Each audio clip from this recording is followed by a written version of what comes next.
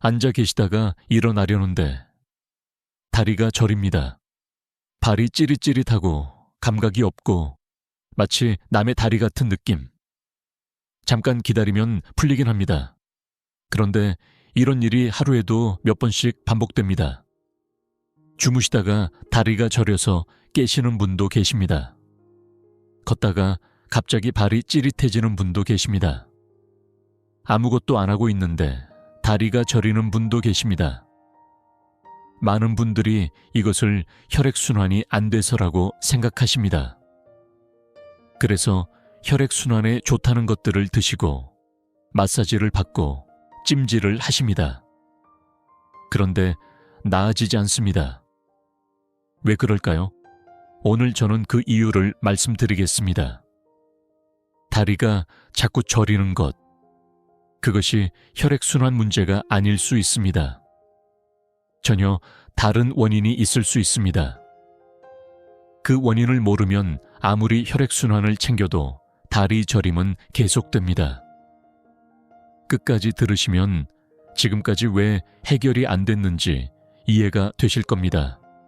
자, 시작합니다. 먼저 저림이 정확히 어떤 상태인지 이해하셔야 합니다. 저림을 의학적으로 감각이상이라고 합니다. 피부나 근육에 실제로 자극이 없는데도 찌릿찌릿하거나 타는 느낌이 나거나 감각이 둔해지거나 아예 감각이 없어지는 상태입니다. 이것은 신경이 보내는 신호입니다. 우리 몸의 신경은 뇌에서 척수를 거쳐 온몸으로 뻗어 있습니다. 이 신경이 정상적으로 작동할 때는 아무런 이상한 느낌이 없습니다. 그런데 신경이 압박을 받거나 산소와 영양이 부족해지거나 손상되기 시작하면 비정상적인 신호를 보내기 시작합니다. 그것이 우리에게 저림으로 느껴지는 겁니다. 즉, 다리 저림은 혈관의 문제가 아니라 신경의 문제인 경우가 훨씬 많습니다. 혈액순환이 안 돼서 저린 경우도 있지만 그것은 생각보다 많지 않습니다. 대부분의 다리 저림은 신경이 어딘가에서 압박을 받거나 신경 자체에 문제가 생긴 경우입니다. 이것을 이해하시는 것이 오늘 영상의 핵심입니다. 첫 번째 원인입니다. 허리 문제. 이것이 다리 저림의 가장 흔한 원인입니다. 그런데 많은 분들이 다리가 저리니까 다리 문제라고 생각하십니다. 사실은 허리에서 원인을 찾아야 하는 경우가 많습니다. 우리 허리뼈, 즉 요추에서 나오는 신경들이 다리 전체로 뻗어 있습니다. 이 신경들이 다리의 감각과 움직임을 담당합니다. 그런데 허리 디스크가 튀어나오거나 허리뼈가 좁아지거나 허리 근육이 심하게 긴장하면 이 신경들이 압박을 받습니다. 압박을 받은 신경이 비정상적인 신호를 보냅니다. 그것이 다리에서 저림으로 느껴집니다. 허리에 문제가 있는데 다리가 저린 것입니다. 허리 문제로 인한 다리 저림의 특징이 있습니다. 주로 한쪽 다리만 저립니다. 엉덩이부터 허벅지, 종아리, 발까지 한 줄기로 저리는 느낌이 납니다. 오래 앉아 있거나 허리를 앞으로 굽힐 때 저림이 심해집니다. 반대로 누워 있으면 좀 나아집니다. 이런 특징이 있으시다면 허리 신경이 원인일 가능성이 높습니다. 두 번째 원인입니다. 오래 같은 자세로 앉아 있는 것. 소파에 같은 자세로 오래 앉아 계시거나 다리를 꼬고 앉으시거나 딱딱한 곳에 오래 앉아 계시면 다리 저림이 생깁니다. 이때는 혈액순환 문제가 맞습니다. 그런데 이것은 일시적인 저림입니다. 자세를 바꾸고 조금 움직이면 바로 풀립니다. 이런 저림은 크게 걱정하지 않으셔도 됩니다. 문제는 자세를 바꿔도 움직여도 저림이 계속되는 경우입니다. 이런 경우는 다른 원인을 찾아야 합니다. 세 번째 원인입니다. 당뇨. 이것도 많은 분들이 연결짓지 못하시는 원인입니다. 당뇨가 오래 지속되면 혈당이 높은 상태가 계속됩니다. 높은 혈당이 신경을 서서히 손상시킵니다. 이것을 당뇨성 신경병증이라고 합니다. 처음에는 발끝이 살짝 저리거나 발바닥이 화끈거리는 느낌으로 시작합니다. 그러다가 점점 저림이 심해지고 범위가 넓어집니다. 당뇨가 있으신 분들에게 다리 저림이 생겼다면 반드시 담당 의사 선생님께 말씀드리셔야 합니다. 당뇨성 신경병증은 초기에 관리해야 더 악화되는 것을 막을 수 있습니다. 네 번째 원인입니다. 영양소 부족. 특히 비타민 B12, 마그네슘, 칼슘이 부족할 때 다리 저림이 생길 수 있습니다. 비타민 B12는 신경 건강에 필수적인 영양소입니다. B12가 부족하면 신경이 제대로 기능하지 못하고 저림, 무감각, 찌릿찌릿한 느낌이 생깁니다. 50대 이상이 되시면 위장에서 B12를 흡수하는 능력이 떨어집니다. 충분히 드셔도 흡수가 안 될 수 있습니다. 마그네슘이 부족하면 근육 경련과 함께 저림이 생기기도 합니다. 특히 밤에 자다가 다리에 쥐가 나고 저린 경우는 마그네슘 부족을 의심해 볼 수 있습니다. 다섯 번째 원인입니다. 갑상선 기능 저하. 앞서 손부음 영상에서도 말씀드렸는데 갑상선 기능이 저하되면 신진대사가 느려집니다. 이때 신경 기능도 함께 저하됩니다. 다리 저림, 손발 저림, 무감각이 생길 수 있습니다. 갑상선 기능 저하로 인한 저림의 특징은 저림과 함께 쉽게 피로하고 추위를 많이 타고 체중이 늘고 피부가 건조해지는 증상이 함께 나타납니다. 이런 증상들이 함께 있으시다면 갑상선 검사를 받아보시는 것이 좋습니다. 저림이 모두 같은 것은 아닙니다. 가볍게 넘길 수 있는 저림이 있고 빨리 병원에 가셔야 하는 저림이 있습니다. 지금부터 말씀드리는 증상들이 있으시면 반드시 병원에 가십시오.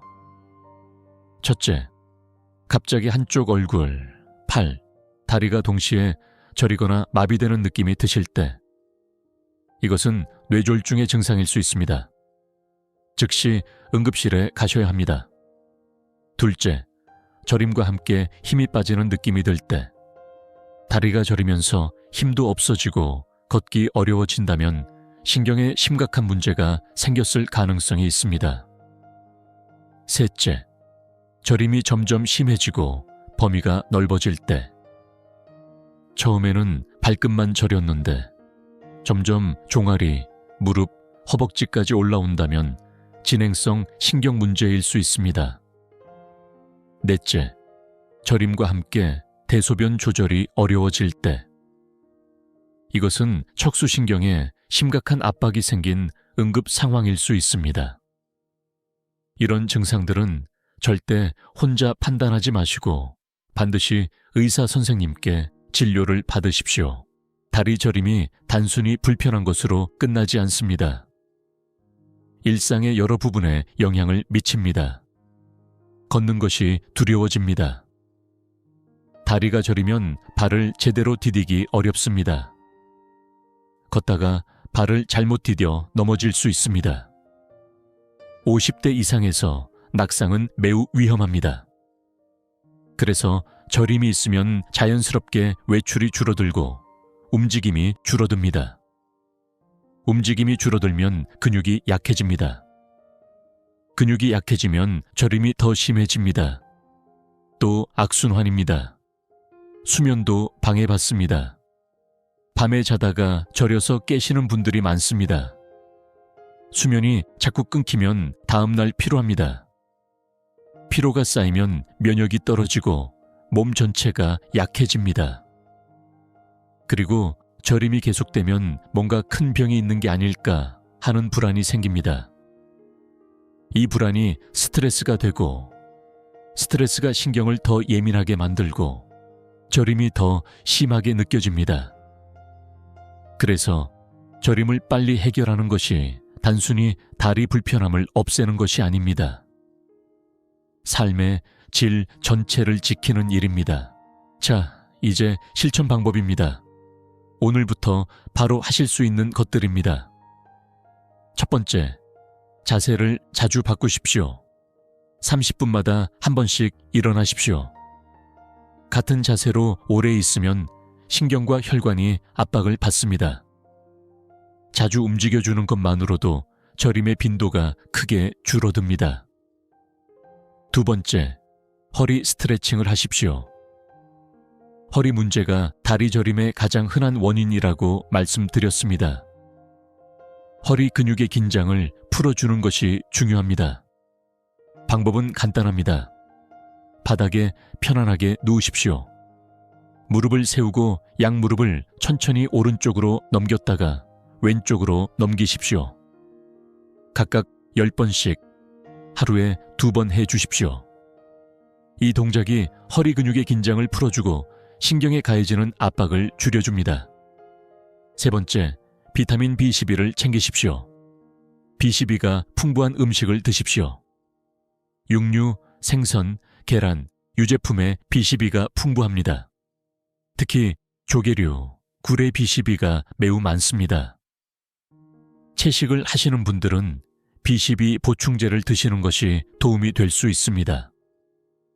식품으로 충분하지 않다고 느끼시면 의사 선생님과 상담 후 보충제를 고려해 보십시오.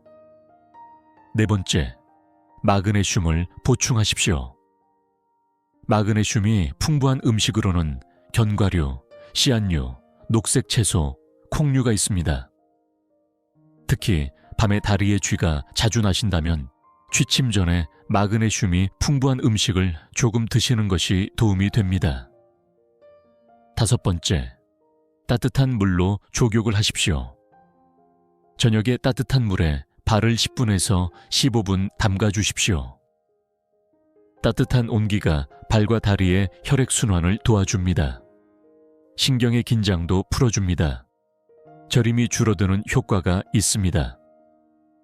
여섯 번째, 규칙적으로 가볍게 걸으십시오. 걷기는 허리 근육을 강화하고 다리 근육을 단련시키고 혈액순환을 도와줍니다. 하루에 20분에서 30분 천천히 걷는 것만으로도 다리 저림이 줄어드는 경험을 하실 수 있습니다. 이 6가지 중에서 오늘은 하나만 선택하십시오. 가장 쉽게 시작할 수 있는 것 하나만. 그것부터 시작하십시오. 오늘 이야기를 정리해 드리겠습니다. 다리가 자꾸 저리는 것, 혈액순환 문제만이 아닙니다. 허리 신경 압박, 잘못된 자세, 당뇨, 영양소 부족, 갑상선 문제. 이것들이 진짜 원인일 수 있습니다. 혈액순환만 챙겨서 해결이 안 됐던 이유가 여기에 있습니다. 오늘부터 자세를 자주 바꾸십시오. 허리 스트레칭을 하십시오. 비타민 B12와 마그네슘을 챙기십시오. 족욕을 하십시오. 가볍게 걸으십시오. 이 작은 변화들이 쌓이면 다리 저림이 줄어듭니다. 다리가 편안해지면 걷는 것이 다시 즐거워집니다. 걷는 것이 즐거워지면 활동이 늘어납니다. 활동이 늘어나면 몸 전체가 더 건강해집니다. 오늘도 끝까지 시청해 주셔서 진심으로 감사드립니다. 도움이 되셨다면 좋아요와 구독 부탁드립니다. 주변에 다리가 자꾸 저리다고 하시는 분이 계시다면 이 영상을 꼭 공유해 주십시오. 다음 영상에서는 이런 이야기를 드리려고 합니다. 무릎이 아프신 분들 계십니까? 많은 분들이 연골이 닳아서라고 생각하십니다. 그런데 무릎 통증의 진짜 원인이 연골이 아닐 수 있습니다. 다음 영상에서 천천히 말씀드리겠습니다. 절대 놓치지 마십시오. 건강하게 오래오래 함께 하십시오. 감사합니다.